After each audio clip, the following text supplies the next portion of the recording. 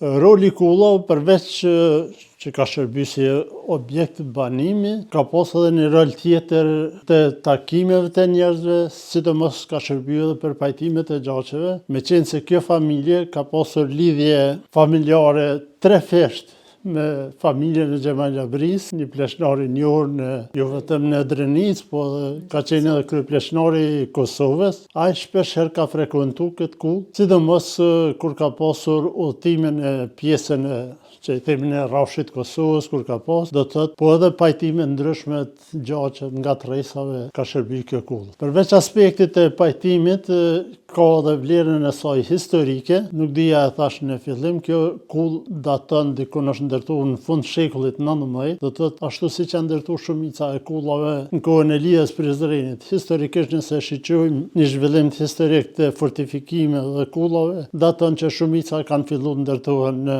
atë kohë dhe kjo ka shërby edhe për takime tjera historike, po edhe për takimet e njerëzve që kanë luftuar kundër pushtetit. Këtë kull ka frekuentuar, do të thotë në atë kohë edhe kryetrimi i Qeta u Qaçakut Kosovës Azem Galica. Po në këtë kull, herën e fundit, para se të vritej, ka nejt edhe Shaban Pollusha, bile është djeg nga forcat partizane qetnike mas shkurjes Shabanit me qetë për Trstenik. Kjo kull është verë floka, po fatbarësisht me intervenimin e burrave të shtëpisë, është fik zjarri. Që do të thotë kulla përveç historisë. Është interesant kjo thonë kanë fik me qumsht.